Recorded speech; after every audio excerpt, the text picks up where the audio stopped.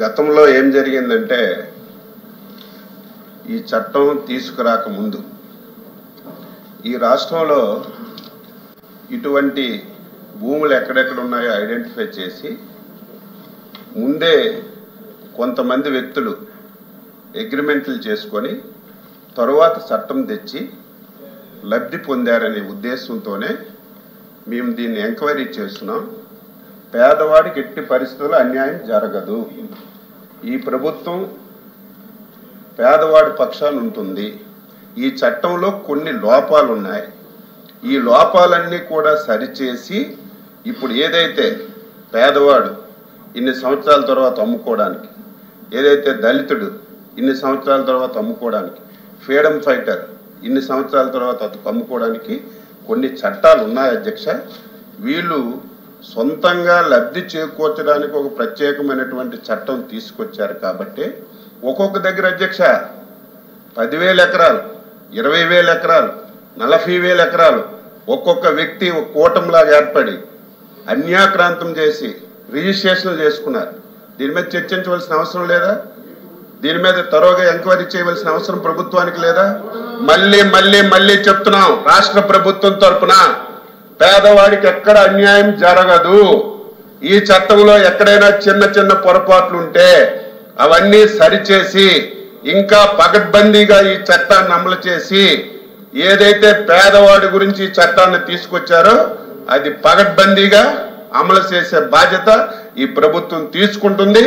ఎవరు దీన్ని అనుమానించవలసినటువంటి అవసరం లేదని మీ ద్వారా ఈ రాష్ట్రంలో ఉన్నటువంటి ఈ చట్టం ద్వారా ఎవరైతే లబ్ధి పొందాలని భావిస్తున్నారో వాళ్ళందరికీ స్పష్టమైనటువంటి హామీ ఇస్తుంది. అధ్యక్ష, మీ ద్వారా మంత్రి గారిని సూటిగా ఒక ప్రశ్న అడుగుతున్నాను అధ్యక్ష. గత ప్రభుత్వం చేసిన నిర్ణయం అని పదే పదే చెప్పారు అధ్యక్ష. ఆ నిర్ణయం పేదల కోసం వారికి 20 సంవత్సరాలు దాటిన తర్వాత హక్కులు అనుభవిస్తే వారి కుటుంబాలకి అది పోషణగా ఉంటుంది, ఆర్థికంగా ఇష్టపడిన ఉద్దేశం చేసింది అధ్యక్ష. సూటిగా అడుగుతాను, దీన్ని మీరు కొనసాగిస్తారా లేదు దీని మీద మరి దాన్ని ఆ చట్టాన్ని రద్దు చేస్తారా? ఆ విషయాన్ని మీ ద్వారా మంత్రి గారిని అడుగుతున్నాను అధ్యక్ష. దాన్ని ఆ చేసిన చట్టాన్ని కొనసాగించదలుచుకున్నారా, దాని నుంచి రద్దు చేయదలుచుకున్నారా? ఏదైనా అభిప్రాయం ఉంటే అభిప్రాయాన్ని మంత్రి గారు చెప్పాల్సిన కోరుతున్నాను అధ్యక్ష. నేను సూటిగా మంత్రి గారిని అడుగుతుంది, ప్రభుత్వం తప్పు చేసిన మనం శిక్షించడంలో ఎవరికి అభిప్రాయం ఏ ఎంక్వైరీ చేసుకునే అభ్యంతరం లేదు అధ్యక్ష.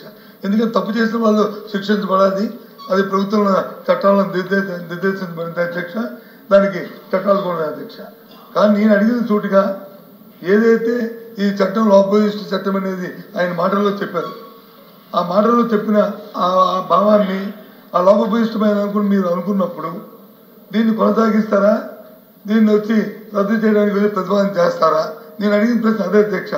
నేను ఎవరి మీద చట్టాల్లో చర్య తీసుకోవడానికి కానీ, ఎవరిని ఎంక్వైరీకి కానీ, వ్యక్తులు కానీ వాటి మీద మేమేం మాట్లాడలేదు. అది ప్రభుత్వం వారికి ఉన్న చట్ట పరిధిలో వారు ఏం చేసినా చట్టపరంగా మాకు అభ్యంతరం అధ్యక్ష, ఎంక్వైరీ చేసుకున్న అభ్యంతరం అధ్యక్ష.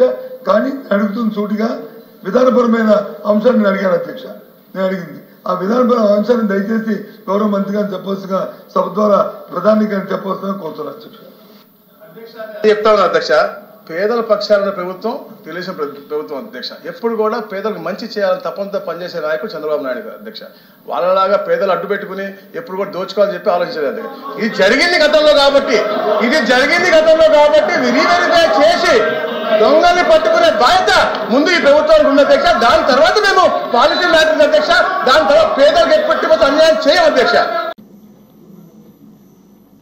అధ్యక్ష, మొదటి ప్రశ్నకి సమాధానం జాతీయ విద్యా సంస్థలు సంబంధించిన సంస్థల వారీగా పురోగతి వివరాలు ఒక అనుబంధంలో ఉంచడమైంది.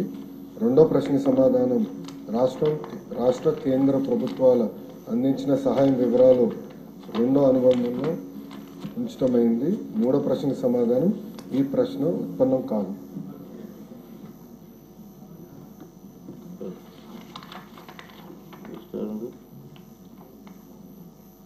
చౌదరి గారు, ఎల్ఓపి గారు, అలాగే దీనికి ముందు కూడా డిస్కస్ చేసినప్పుడు తన ద్వారా చెప్పాను సార్. సభ్యులు మాట్లాడుతున్నప్పుడు గౌరవ మంత్రులు మీ ఇష్టం, మీకు సమయం వచ్చినప్పుడు దానికి ఇవ్వండి క్లారిఫికేషన్. వెంటనే క్లారిఫికేషన్ ఇద్దామంటే అయితే వాళ్ళు మాట్లాడుతున్నారు, మా ఇతర సభ్యులు కూడా మాట్లాడతారు, దానికి కూడా చెప్తాము. ఇది పెద్ద సభ, ఓన్లీగా మనం ప్రవర్తించాలి. ఇంకో సభ్యుడు దాన్ని వచ్చి బడ్జెట్ మీద 3 రోజుల ప్రసంగం ఉంది, దయచేసి మంత్రులు సజెషన్ ఇవ్వండి, కరెక్ట్ చేయండి. నుంచి వచ్చిన వాడినే నేను గతంలో పెద్దల సభలో ఉన్నాను, పెద్దల సభ నుంచే మామూలు ఈ సభకు వచ్చే నేను శాసనసభకి. దయచేసి నాకు ఆ సిద్ధాంతం, ఆ పద్ధతులు, ఆ రూల్స్ నాకు కూడా తెలుసు. ఏం చెప్పేది ఏంటంటే మిస్లీడ్ చేయకూడదనేటువంటి సందర్భంలో మాట్లాడుతున్నా. 4 నెలల పసికోన ఈ ప్రభుత్వం దీన్ని ఏ రకంగా మీరు ఈ రకంగా విమర్శిస్తారని అడుగుతాన్నా. మీరు చెప్పండి, తప్పులేదు, కానీ ఇలా చెప్పకూడదు కదా. నేను పెద్దల సభ నుంచి వచ్చానని చెప్పారు, చాలా సంతోషం. నేను వచ్చి ప్రతిసభలో మారుస్తాను, కానీ పెద్దల సభ చాలాసార్లు వచ్చాను ఏదో మంత్రిగా. సాంప్రదాయాలు అక్కడ ఉన్న తెలుసు కాబట్టి దాన్ని బట్టి కూడా మీ ద్వారా తెలియజేస్తాను, అంత తప్ప ఇంకా కాదు. ఒక సభ్యుడు మాట పక్కనే స్పీకర్ గా చేసిన ఆయన మనోహర్ గారు కూడా ఉన్నారు కాబట్టి మిస్లీడ్ చేయడం కాదు. ఆ సభ్యుడు తెలిసిన సమాచారాన్ని, అది ఏం మాట్లాడుతున్న భావాన్ని వారు చెప్తారు. ఏ పదాల్లో కానీ భాషలో కానీ ఏదైనా అసభ్యం కానీ లేకపోతే వాడుకున్న పదాలు ఉంటే మీరు చెప్పండి. లేదు మిస్లీడ్ చేశాడు, మీ సమయం మీరు చెప్పండి సార్, మాకు అభ్యంతరం లేదు. ఇది ఆ సభ్యుడు తప్పు చెప్పాడు, ఇది కాదు, ఇది కరెక్ట్ చేస్తారు, ఇది రైట్ అని ఆ మంత్రులు సంబంధిత మంత్రులు చెప్పినప్పుడు చెప్పండి సార్, మాకు అభ్యంతరం లేదు. ప్రజలే కదా అల్టిమేట్ గా ప్రజలు నిర్ణయిస్తారు. ఇప్పుడు మీరు చెప్పారు అది కాదు అన్నారు, ఇందాక వచ్చి ఆ సభ్యుడు అడిగాడు ఏమని, 3 సిలిండర్లు అంటే మీరు 2,400 కోట్లు బడ్జెట్ పెట్టా ఉన్నారు, ఆయన 4,000 కోట్లు కావాలని ఎందుకు కావాలన్నాడు. ఆయన ఉద్దేశంలో హౌస్ హోల్డ్స్ అన్నారు కాబట్టి ఈ రాష్ట్రంలో 1,50,00,000 ఉన్నాయి కాబట్టి అన్నారు. కానీ మీరేమన్నారు, మీ ఉద్దేశంలో 1,07,00,000 అనుకున్నారు. ఓకే, 1,07,00,000 సాక్షి న్యూస్ పేపర్ చదువుకుని వచ్చి ఇక్కడ లెక్కలు చెప్తే కరెక్టే కాదు. నేను దయచేసి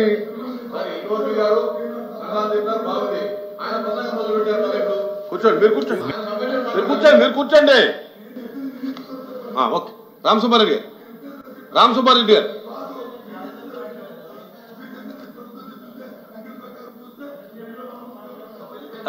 ఇప్పుడు ఆపరేషన్ లేకుండానే మోకాళ్లకు ప్లాస్మా ట్రీట్మెంట్. మీ ఆర్థోపెడిక్ సమస్యలన్నిటికీ రోబోటిక్ టెక్నాలజీ ద్వారా తక్కువ ఖర్చుతో శాశ్వత పరిష్కారం. ఫ్రీ కన్సల్టేషన్, ప్రతి ట్రీట్మెంట్ పై 20% డిస్కౌంట్. ఈ ఆఫర్ కొద్ది రోజులు మాత్రమే, త్వరపడండి. V9 hospitals 9281465842.